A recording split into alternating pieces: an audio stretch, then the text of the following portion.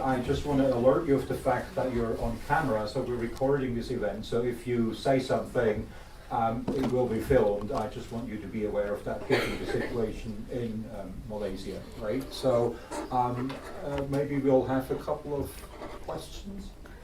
Hello, PJ Thum from the University of Oxford, and as a Singaporean, I'd love to know what Singapore knows. What's the Singapore angle to all this? And I also just saw your slide just now that Singapore knows lots about it. So please, love to know about that. Thank you. Okay.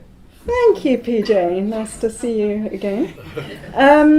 I think we know that Singapore knows everything. Most of this went through Singapore. One of the first hints I got that, the regulators were taking action rather than trying to just ignore this story was when we heard that Singapore had frozen 6 major bank accounts. And I heard through the grapevine that these bank accounts were particularly at BSI. Of course, they were also at Falcon. That money that went into Najib's account had gone. Najib's account had gone from. It had gone from Goldman Sachs through New York Mellon, through a few little funds, and then into Tanall Finance. Which was an account at Falcon Bank. And of course, when I heard that, it was just another of those big bell moments, because you look at Falcon Bank, it's owned by a bar. And the chairman was none other than Mohammed Hosseini al-Badawi. So the tags are all there. The red flags were all there, really, for the regulators to pick up on.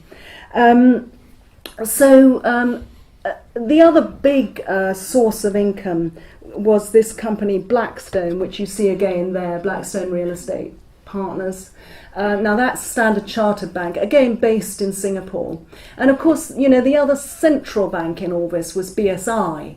And it was a Singapore bank, as you well know, because we've seen the whole of the last 3 weeks has been devoted to the first trials related to 1MDB, which have taken place in Singapore and have involved the key bankers for Joe Low. And it's been very interesting for those who've been following that trial to see it all come out. And they're all admitting that they were working for Joe Low, that he was the biggest customer of the bank, that he represented 1MDB, SRC, and all the rest, and they would just do it, and he had these very important, powerful clients. Singapore have been taking their time. Najib has spent an awful lot of time in Singapore over the last few months, having high-level discussions, and I think we all know, and I think he's trying to put on the pressure with his neighbour, obviously, to slow down as much as possible the investigation into 1MDB. They know everything. And we'll have to see. I was warned by American regulators that these particular investigations take a very long time because they have to do it properly. If they're going to do it, they have to do it absolutely properly, by the book, which I guess is what they've been doing, and what they did also say is, but my goodness, when we get going, we're lethal. So I hope that they will carry on doggedly, relentlessly unpicking this enormous scandal. But it's coming out to us slowly. Okay, we have a question right there in the middle. The gentleman with the glasses.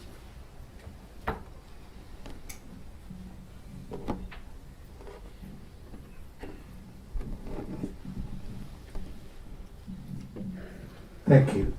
Given your remarkable exposés, one, how do you respond to the alleged thieving by the one Raja of Sarawak and very little criminal actions being taken against him? Two, has kleptocracy become part and parcel and poisoned the soul of Malaysian politics? And three, now that Trump has come to power, whose own whose own financial probity there's a big question mark over it. Do you think MO1 will escape the long arm of the law?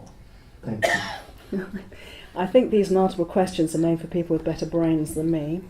I'll try the Trump one first, because we've all been having fun listening to Najib, who told Cabinet last week, apparently, that Trump's his new golfing, best pal, as usual, and with Trump in, he's going to get off the hook. No worries, folks. I think anyone who's so confident, I think if he was confident that he would get off the hook thanks to his alleged friendship with Trump, he wouldn't brag about it, would he? It of course is an immense imponderable.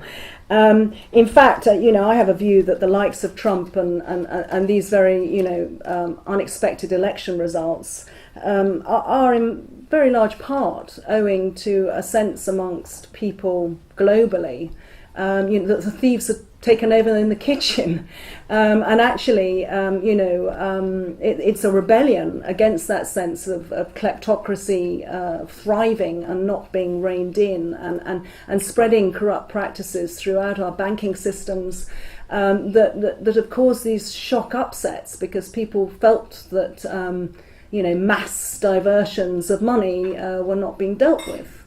And that's a genuine concern. And one of the fascinating aspects of this little story of little Sarawak and its tragic situation being bled to death by that multi-billionaire who was taking all its money was that there would have been no point in doing it if there hadn't been a global financial system that was willing to help him get the money out, so he could spend it where he wanted to spend it, which wasn't Kuching. It was New York and London, where he has huge amounts of property, Adelaide, Australia. The global financial system was there for him with those nice little dark pools of offshore places where he could hide the money, avoid tax, avoid being identified as the owner of the money. And of course that's what all these guys were doing. It was affecting everyone, not just Sarawak. It's affected all of us. Escalating property prices in central London, for example, and the fact that none of these people are paying tax. Huge amounts of money are going into very smaller and smaller elites who are avoiding taxation, regulation. They're avoiding governance that we all have to abide by. So I think it all comes together, and if Trump wants to drain the swamp, I suggest he starts with Malaysia.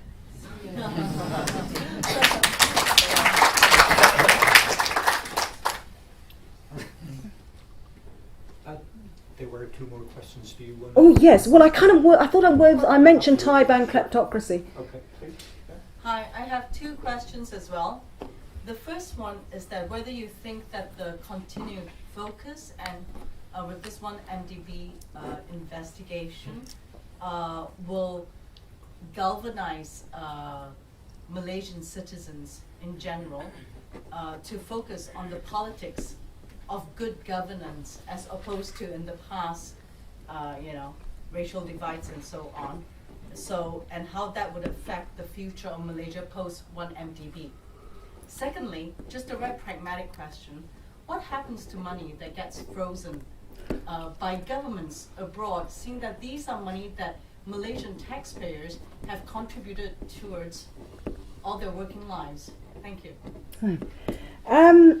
Yes, I wouldn't do something, if it was completely hopeless. And in fact, it's been incredibly inspiring covering this story for the very point you've made. I just love reading the comments, not just on my stories, but on all the stories relating to this issue in Malaysia. You compare the comments, by ordinary citizens writing in Malaysia to, our newspaper comments. They're so thoughtful. They are thinking about big democratic themes. They talk about, divisions of power and, the need for, checks and balances, independence of the judiciary. People in Malaysia are thinking in the way we don't bother, because we just take it all for granted. And it's been really, really interesting seeing that, growing understanding, even to see Dr. Mahathir come out and say that, there is need in Malaysia for more independent media, Great, so even he worked it out. And I do think there has been an evolution, there's been a democratic consciousness that has definitely evolved over this. And yes, you mentioned, the constant harping on, and I shouldn't say that, but about race and religious differences, which do understandably, ride high in a society like Malaysia, where people have to mix together because they come from different backgrounds, and it has kind of paralysed thinking, and you have political parties that are just based on race and all these issues, and it's really great, particularly to see young people starting to think beyond those traditional divides together, cross race, cross religion, to those universal principles that will decide in the end whether this is going to you're going to come out with an informed democracy, a democratic base in Malaysia that can move forward, which is possible. There's a terrific thinking, professional, educated class in Malaysia, and there's hope for the country. Or whether Najib's going to crack down so badly, divide you all, as he's doing his darndest at the moment, whipping up tensions, whipping up religious issues, for his own, his view, his own political survival. And I very much hope that, that this will win through, and we're seeing the march this weekend, which is based on democratic principles, protecting democratic principles. The money, I often get asked about the money. Even people, I've been talking to people, sort of, for example, from Switzerland. They've frozen quite a lot of bank accounts, and they're starting to say, look, we're going to have to give it back at some stage. Do we have, we may be in a situation where we have to give this back to Najib. So all I can say is, it is your money. There are lots of well-intentioned international regulatory bodies sitting on the money. I suggest you change your government so you've got a better chance of it going back to someone who isn't a crook. Yeah, question over there. Yeah, thank you. So just picking up on this democratic awakening that you've just mentioned and this march this weekend, I was wondering if there has been, if there is, if you think there will be any kind of movement from just commenting on the web into a more kind of practical, real-world activism, social movement, and what that will or might look like. There's no doubt that there is a genuine fear amongst Malaysians. Malaysians are generally very gentle, sweet people. They don't like violence and aggression. But there is a great deal of threat at the moment hanging over people. There's a thuggish group of people, as everybody knows, the red shirts, who are going to be deployed this weekend. The people are really frightened of going out. Now, we have these sort of annual picnics in a way, which are the birthday marches. It's not the way we all, we'd all be out there, wouldn't we, on day one. In Malaysia, if you decide to take a placard and go out onto the street, you're going to get into terrible trouble with the police. They pretend that they are democratic in Malaysia. They are not. They have numerous arbitrary laws under which anyone who speaks out publicly can be hammered. As I say, there's also a physical threat now as well. And it goes beyond that. I mean, students will be told here in London, if they come to an event like this, they'll be watched, clocked, and they could lose their grant. Those tactics, and certainly appearing on a birthday march, those tactics are used without shame by the Malaysians, always. Birthday, every time there's a birthday march, the students around the world are told that their grants are at risk if they attend the local ones in whichever country they're studying. And the same goes for people who have jobs. Many Malaysians in particular have Malays. I mean, have government-related jobs that could be affected, and they're threatened. If you're a teacher or a civil servant, you go on that march. We've made it illegal, and you could lose your job. And so, that's why I think there's so little civil activism. There's a question from a young woman over there. Hi, so I wanted to ask, because so far a lot of people have actually said that Najib is pretty much quite like a Teflon Prime Minister. So despite all the scandal they are talking about, a few billions that went missing, but apparently it sort of slided off him, and that he's managed to stay in power because there's like this core group of UMNO leadership that's sort of supporting him. So I was just wondering, based on your little birds who might be telling you, has there been somewhat like a shift in sentiments within UMNO leadership who has been supporting him, particularly in light of the recent Chinese investments that Najib has been courting? I've heard that some of them got quite unhappy, but I'm not very sure, so I was wondering what your opinions about that. Yeah, I mean, I think there'll be a lot of people who are worried about this sudden sort of swivel, as one MDB goes geopolitical, and Najib swivels from the US to China. He domestically he's been stirring feeling up against the minority population of Chinese. He's been allowing and paying for very aggressive pro-Malay activists like Ali Tinju and all the Red Shirt Brigade, and playing that domestic card, and yet and it's very difficult to do that against your own Chinese population, and then go over to the superpower on your border and start courting this giant power into your political life. And of course, I think there's a great deal of worry because, of course, what he's really doing with the Chinese is accepting a bailout. We all know how corrupt that major contract that he has now initiated with China. For he's basically a railway line that should cost 30 billion ringgit is costing. Is it 90 billion ringgit? And of course, I happened to get leaked the the detail on that, which I published, which shows that actually they'd written into the darn contract paying off the 1MDB debts. And there was consternation when I published it, and they sat on it for a few weeks. Is this the actual contract? Yeah. The actual contract that you saw? I've got a copy. It's on my site. Someone leaked it to me. And it's blatant, and really the Chinese have to think about really. The CCCC, the firm concerned, has been banned by the World Bank from contracts because of its track record, actually in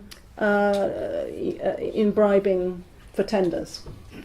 But this is all backed by a soft loan from China. And the idea is that he's going to be able to hide his debts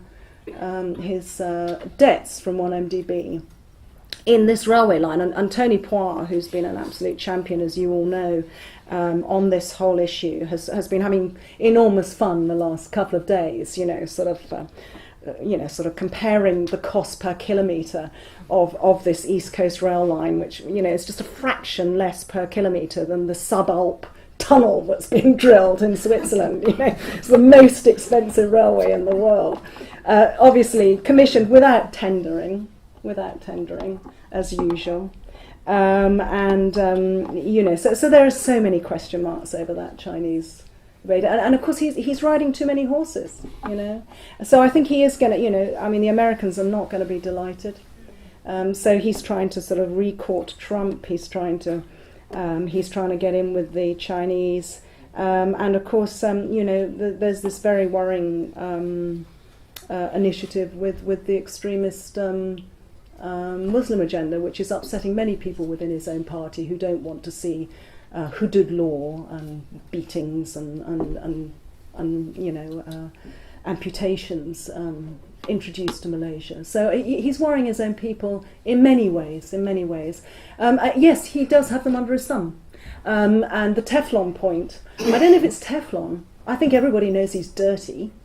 The question is, how long are the people that keep him in power? Because power was allowed to become concentrated so severely in Malaysia, as the democracy basically degenerated, owing to a one-party rule for 60 years. They just kept centralising the power and then centralising it under the Prime Minister because, they never changed hands, power never changed hands. And so it's an effective dictatorship. It is a dictatorship, effectively, because they won't even allow, the opposition to win. They just bulldoze through those elections.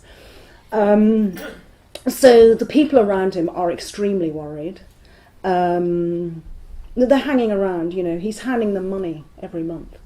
And, they'll jump when they have to. That's what I'm told anyway. We have time for a couple of questions, yeah? Hi Claire, first of all I wanted to thank you for your relentless releases of information.